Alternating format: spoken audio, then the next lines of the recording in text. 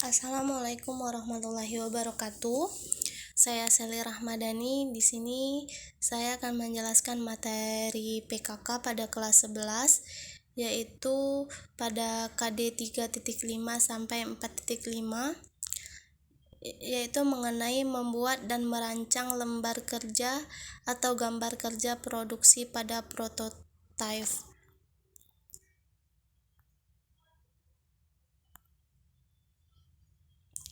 Nah, yang pertama, pengertian prototipe.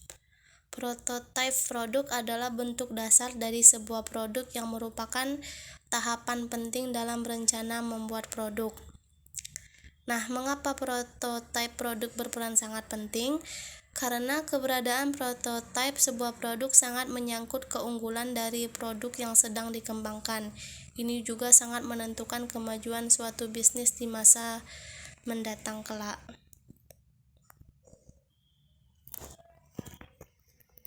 Selanjutnya, merancang lembar kerja atau gambar produksi pada prototipe.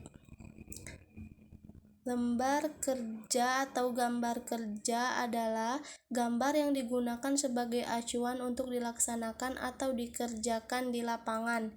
Gambar kerja ini harus dibuat sedemikian rupa sehingga mudah dimengerti di dalam pelaksanaan pekerjaannya. Biasanya disebut juga dengan shop drawing.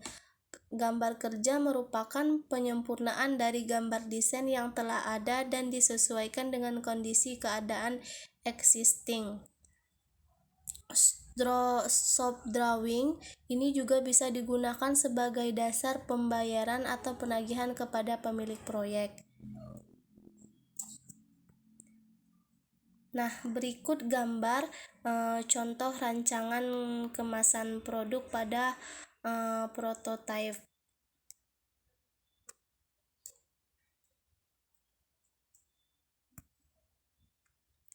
Selanjutnya, tahapan lembar kerja prototipe.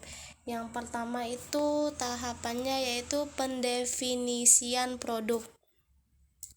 Pendefinisian produk ini merupakan penerjemah konsep teknikal yang berhubungan dengan kebutuhan dan perilaku konsumen ke dalam bentuk perancangan termasuk aspek hukum produk dan aspek hukum yang melibatkan keamanan dan perlindungan terhadap konsumen. Tahapan yang kedua ada working model. Working model dibuat tidak harus mempresentasikan fungsi produk secara keseluruhan dan dibuat pada skala yang seperlunya saja untuk membuktikan konsep dari pembuatan produk dan menemukan hal-hal yang tidak sesuai dengan konsep yang telah dibuat.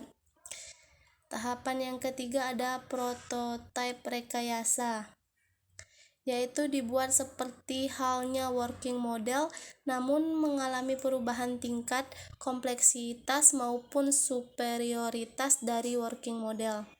Dibangun mencapai tingkat kualitas teknis tertentu agar dapat diteruskan menjadi prototipe produksi atau untuk dilanjutkan pada tahapan produksi. Prototipe rekayasa ini dibuat untuk keperluan pengujian kerja operasional dan kebutuhan rancangan sistem produksi. Selanjutnya tahapan yang keempat yaitu prototipe produksi. Nah, prototipe produksi ini bentuk yang dirancang dengan seluruh fungsi operasional untuk menentukan kebutuhan dan metode produksi dibangun pada skala sesungguhnya dan dapat menghasilkan data kinerja dan daya tahan produk dan partnya. Tahapan yang kelima yaitu qualified production item. Dibuat dalam skala penuh, berfungsi secara penuh dan diproduksi pada tahap awal dalam jumlah kecil untuk memastikan produk memenuhi segala bentuk standar maupun peraturan yang diberlakukan terhadap produk tersebut, biasanya untuk diuji cobakan kepada umum.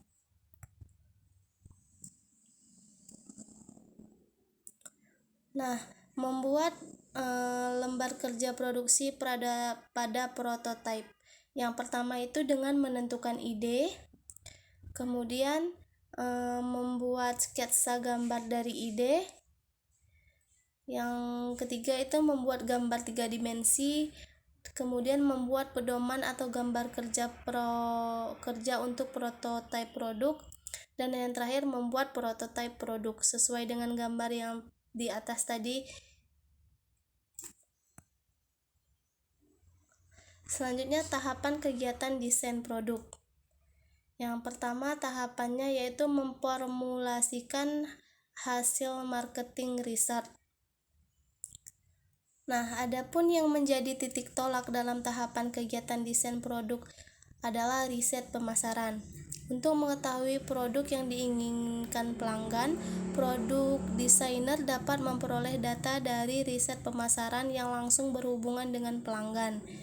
Riset ini dilakukan baik untuk produk yang betul-betul baru maupun untuk produk yang sudah ada. Tahapan yang kedua itu mempertimbangkan kemampuan fasilitas perusahaan. Untuk melaksanakan kegiatan pembuatan suatu produk, maka desainer harus mempertimbangkan kemampuan dari perusahaan itu sendiri, di antaranya tenaga kerja, mesin-mesin, peralatan penunjang, dan perkakas lainnya. Dan dalam membuat produk, desainer harus mempertimbangkan biaya yang seekonomis mungkin. Tahapan yang ketiga yaitu membuat sketsa. Dalam membuat sketsa, bentuk dari produk yang akan dibuat akan terlihat jelas satu dengan yang lainnya. Sketsa tersebut dibuat untuk mempermudah dalam pembuatan gambar kerja. Sketsa dari masing-masing produk, walaupun sketsa ini tidak menunjukkan ukuran-ukuran yang sebenarnya, tapi dapat terlihat dalam skala perbandingan. Tahapan kegiatan desain produk yang terakhir yaitu membuat gambar kerja. Pembuatan gambar kerja ini adalah merupakan tahap akhir dalam kegiatan desain produk, di mana dalam gambar kerja ini dapat digambarkan bentuk dan ukuran yang sebenarnya dengan skala yang diperkecil. Selain itu, dalam gambar kerja juga diperlihatkan bahan-bahan yang akan dipergunakan dalam membuat produk tersebut.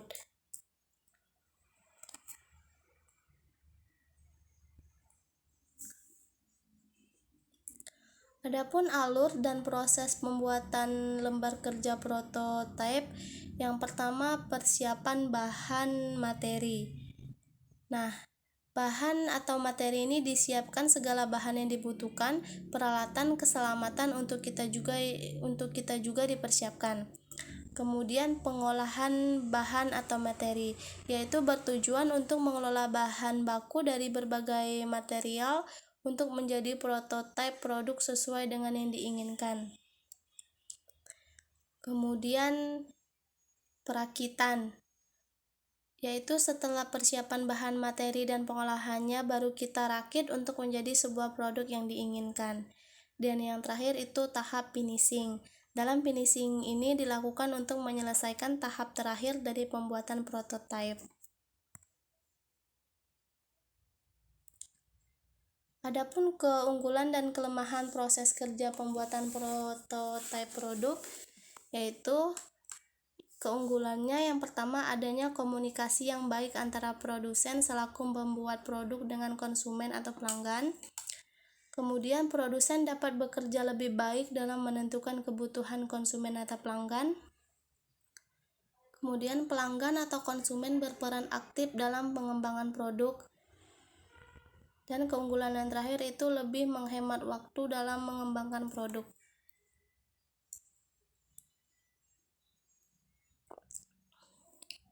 Selanjutnya, kelemahan pada proses kerja pembuatan prototipe produk.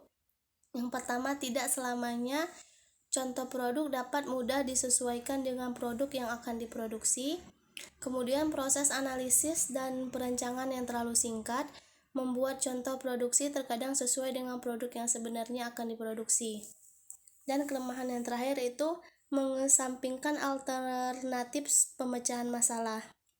Karena contoh produk dibuat dalam skala kecil, sehingga permasalahan yang muncul bisa jadi tidak tersebar ketika produk dibuat dalam jumlah massal atau banyak. Baik, terima kasih. Itulah yang dapat saya jelaskan materi pada 3.5 sampai 4.5. Sekian, terima kasih. Jika ada kesalahan saya mohon maaf. Wassalamualaikum warahmatullahi wabarakatuh.